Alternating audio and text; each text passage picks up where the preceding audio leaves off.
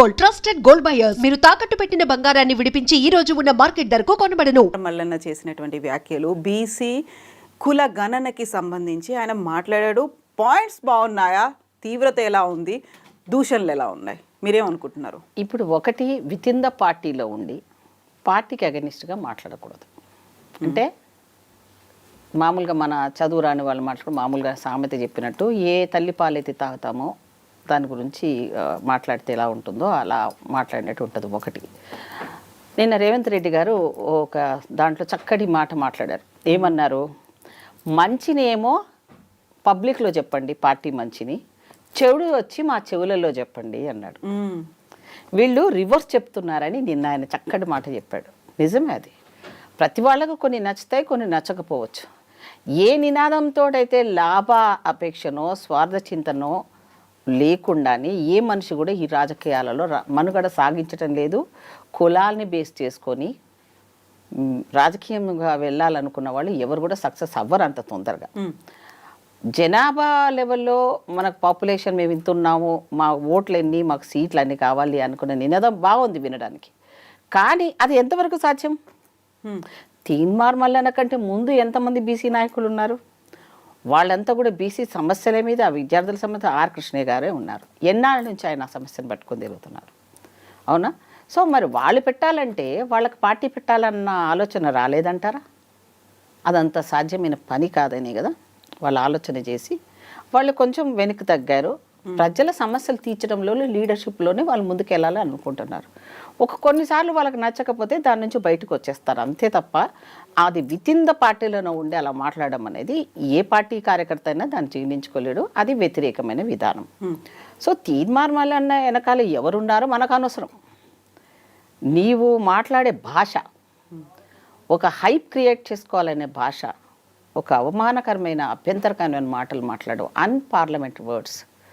అంటే చదువురాని వాడు మాట్లాడాడంటే మనం క్షమించవచ్చు, పాపం వాడు మూర్ఖుడు, వాడు చదువు రాదని. నువ్వు చదువుకున్న వాడివి ఉచ్చ అనే మాటను వాడడం అనేది, ఒక కులాన్ని మాట్లాడడం అనేది ఎంత అవమానకరం.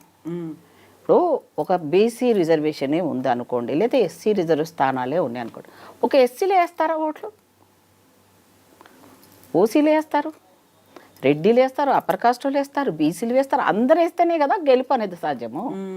ఓన్లీ ఎవరి ఓట్లు మేము వేసుకుంటామంటే ఇక ప్రత్యేక రాష్ట్రాలే కావాలి. బీసీ రాష్ట్రము, ఎస్సీ రాష్ట్రాలు, ఎస్టీ రాష్ట్రాలు, ఇక రాష్ట్రాల కాడికి పోయి బతకాలి. లేకపోతే అండమాన్ ఉన్నాడు కదా ఒక బాబా, ఆయన సపరేట్ ద్వీపం ఎన్నుకొని అక్కడ సొంత డాలర్ నిత్యానందలాగా బతకాలి. అంతేగాని ప్రజాస్వామ్య పద్ధతిలో నీ ఓటు హక్కును నువ్వు సరియైన వెళ్ళాలంటే నీ జనాలను నువ్వు మోటివేట్ చేయి. మీ తప్పును నువ్వేం మాట్లాడకు. మనకున్న హక్కు ఏంట్రా బాబు? మన చేతిలో వెపన్ ఉంది, ఆయుధం అదే మనకి. ఆ ఆయుధాన్ని మనం సక్రమంగా ఉపయోగించుకొని, మనలో అనైక్యత ఉంది, ఆ అనైక్యతను మనం రూపుమార్పాలంటే ఏం చేయాలి? నువ్వు అది చేయి, అందరు సపోర్ట్ చేస్తాను నీకు. నిజమేరా బాబు, ఇంతవరకు ఇంతమంది పనిచేశారు కానీ ఐక్యత తీసుకురాలేదు వీళ్ళను. చిన్న పెద్ద కులం వాళ్ళని అందరినీ తీసుకొని వచ్చి రాజకీయంగా ఇప్పటివరకు ఎలాంటి అవకాశాలు రాని కులాలు ఎన్నో ఉన్నాయి. మరి వాళ్ళందరికీ కూడా నువ్వు ఒక దారి చూపించిన వాడు అవుతావు కదా, దాని మీద ఫైట్ చేయి. ఇంతవరకు ఇండిపెండెన్స్ వచ్చి 75 సంవత్సరాలు అవుతుంది. కొన్ని కులాలు ఇప్పటివరకు రాజకీయంగా సర్పంచ్లు కాలేదు, వార్డు మెంబర్లు కూడా కాలేకపోతున్నారు. వాళ్ళకు నువ్వు వెనకాల ఉండి పార్టీతో ఫైట్ చేసి ఈసారి వీళ్ళకి అవకాశం ఇవ్వండి. ముదిరాజులు ఉన్నారు, దాంట్లో కూడా హయ్యెస్ట్ పాపులేషన్ ఉన్నారు. ఒకసారి హయ్యెస్ట్ వాళ్ళకి ఇచ్చి ఒకసారి మరీ లోయెస్ట్లో ఎవరు ఉన్నారు వాళ్ళకి ఇవ్వండి. సో ఎవరికి అవకాశాలు అనేది నీ ఇంటెన్షన్ కరెక్ట్గా ఉంటే నువ్వు చేసే పని సక్రమంగా వెళ్తుంది. కరెక్ట్ కాదంటారా? నాకైతే కరెక్ట్ అనిపించలేదు. నా వ్యక్తిగతంగా కాదు, పార్టీ పరంగా కూడా కాదు. ఎందుకంటే నీకు అంత శక్తి ఉన్నాడు అయితే నువ్వు ఎందుకు పార్టీలో ఎన్ని రోజులు ఎమ్మెల్సీ టికెట్ తీసుకొని ఎందుకు పోటీ చేసావు? ఎందుకు చేసావు? చేయకుండా ఉండాల్సింది కదా. నేను ఫ్లైట్లో విమానంలో తిరగగలను, తిరుగు, సంతోషమే కదా మాకు. ఒక బీసీ నాయకుడిగా ఉన్న ప్రధానమంత్రి వచ్చినప్పుడు అందరూ బీసీలని వేసాం. మోదీ గారు వచ్చినప్పుడు ఏ బీసీకి న్యాయం జరిగింది? ఒక ప్రధానమంత్రి లెవెల్లో హయ్యెస్ట్ పోస్ట్ ఉన్నానని ఆయన బీసీల గురించి కులగణన చేయలేదు ఇప్పటివరకు. మరి కాంగ్రెస్ వచ్చిన తర్వాత ఏదో ఒక స్టెప్ వేసినాం. ఒక స్టెప్ వేసిన దాన్ని అలా చిన్న చిన్న అవకతవకలు ఉంటాయి. దాన్ని నువ్వు పార్టీ యాంగిల్ తీసుకొని వెళ్ళి విత్ ఇన్ ద పార్టీ లోపల ఇది కాదు అని చర్చించుకొని వాళ్ళకు నువ్వు న్యాయం చేసి వాళ్ళ రిప్రజెంటేషన్ తీసుకుపోయి ముఖ్యమంత్రి గారి దృష్టికి వెళ్ళడము, ప్రభుత్వం దృష్టికి తీసుకెళ్ళడమో, లేకపోతే పార్టీ దృష్టికి తీసుకువెళ్ళడం వెళ్తే అప్పుడు నీకు ఎంత మంచి లీడర్షిప్ పెరుగుతుంది. ఈరోజు మన పదవి ఉంటుంది పోతుందమ్మా, కానీ ఒక చిరస్థాయిగా ఉండే లీడర్షిప్ నువ్వు పెంపొందించుకుంటే వాడు అవుతావు కదా. ఇప్పుడు నువ్వు మాట్లాడే మాటలు ఎలా ఉన్నాయంటే అసలు నేనైతే షాక్ అవుతున్నాను అలాంటి మాట్లాడి విని. నేను అసలు ఊహించలేదు దీనివల్ల వల్ల.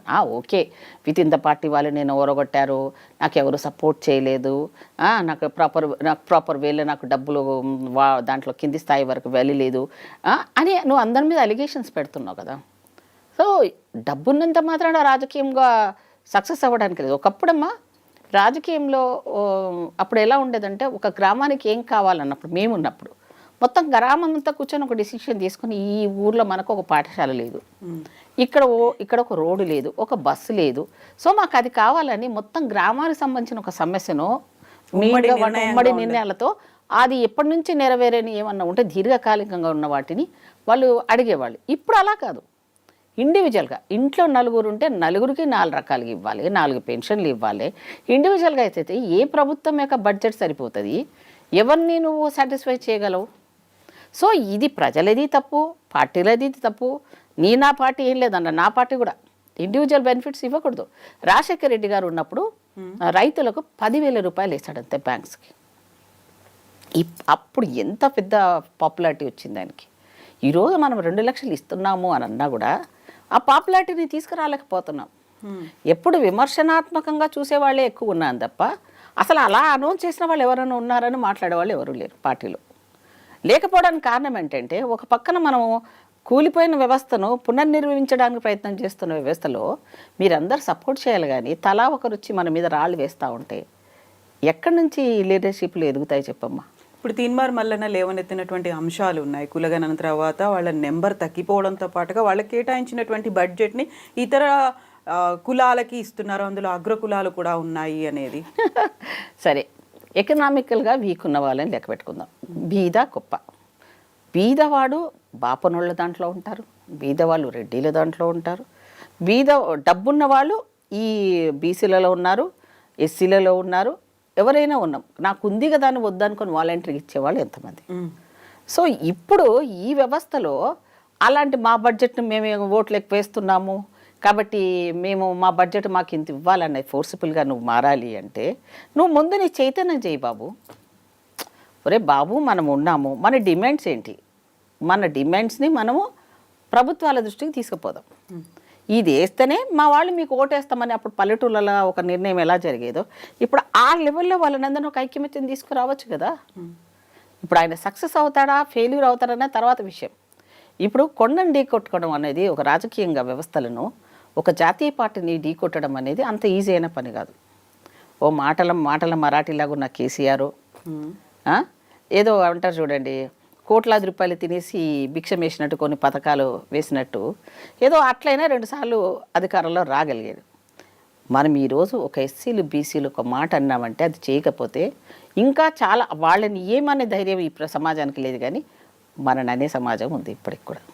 సో ఈ కుల వ్యవస్థ, ఈ కులగణన గురించి ఎప్పుడు జరిగినప్పుడు లోపాలను ఎత్తిపొడ్చడం కాదు. నేను ఎప్పుడూ అడుగుతా ఉంటాను, నేను చాలామందితో వాదిస్తాను కూడా.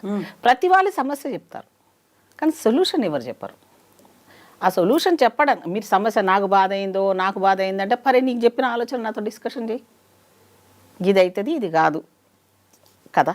ఇప్పుడు ఇంట్లో పెద్దవాళ్ళు ఉంటారమ్మా, నాకు చదువుకోబుద్ధి అవుతలేదు అన్నాడు అనుకోండి, అరే నీకు ఇన్ని డబ్బులు ఇస్తున్నాను రా, నువ్వు చదువుకోనంటున్నావు మధ్యలో, తర్వాత చదువుకోకపోతే ఏం తిద్దాం అనుకుంటున్నావు అని వాడు తల్లిదండ్రుల ముందు ఓపెన్గా చెప్పగలిగితే వాడు చదవద్దంటున్నాడు, వాడికి టెక్నికల్గా ఏదైనా చేయాలని పెద్దవాళ్ళ నిర్ణయం ఉంటుంది.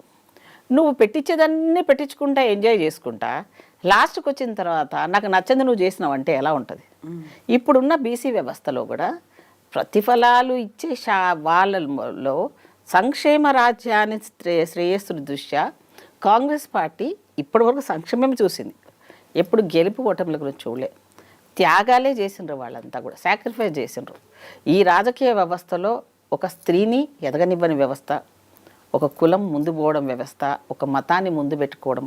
ఎక్కడైనా సరే భారత స్త్రీ సాంప్రదాయం ఎక్కడైనా వాళ్ళని చేసుకున్నా ఆ స్త్రీకి ఆ భర్తది వస్తుంది, అవునా, ఆ జాతీయత వచ్చేస్తుంది ఆటోమేటిక్గా.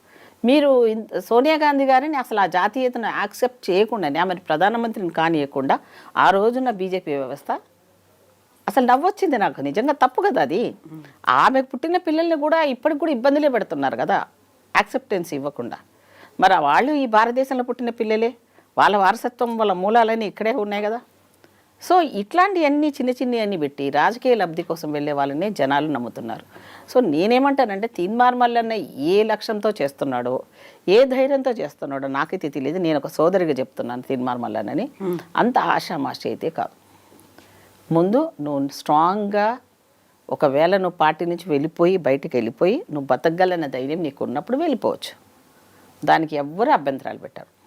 నువ్వు రిజైన్ చేసేసేయి, నీకు నచ్చినట్టుగా జనాల దగ్గరికి వెళ్ళు, నీ లీడర్షిప్ని పెంచుకో, మాకేం అభ్యంతరాలు. నువ్వు అలా కాకుండా మమ్మల్ని వేలెత్తి చూపించి ముఖ్యమంత్రి గారిని ఇష్టం వచ్చినట్టు మాట్లాడడం, కులాలను పెట్టి ఆ రకంగా మాట్లాడడం అనేది ఈ సమాజం యాక్సెప్ట్ చేయదు. మీరు చూస్తుంటారు కొంతమంది టీఆర్పీలు పెంచడం కోసమని బూతులు మాట్లాడిస్తుంటారు ఛానల్స్లలో. అది లీడర్షిప్ కాదు. ఇంకో పెద్ద పొరపాటు చేస్తారు కొంతమంది. ఇప్పుడు ఒక అధికారంలో ఉన్నప్పుడు ఆపోజిషన్ వాళ్ళని ఒక స్టేజ్ లేకుండా, అంటే గతంలో ఒక ముఖ్యమంత్రి లెవెల్లో చేసిన మాజీ ముఖ్యమంత్రులను కూడా తిట్టిన వాళ్ళు కూడా అవకాశాలు రావు. ఎందుకు రావు అంటే మన తాత కాదు వాళ్ళతో ఈక్వల్గా తిట్టేది. దానికి పర్సనల్గా వ్యక్తిగతంగా మాట్లాడకూడదు. ఆ ప్రోటోకాల్ రెస్పెక్ట్ ఉంటుంది. ఆ పెద్దతనానికి మనం వాల్యూ ఇవ్వాలి. వాడు వీడు హౌలగాడు ఏందా భాష? అస్సలు రాజకీయాల్లో చదువుకున్న వాళ్ళు వచ్చారా?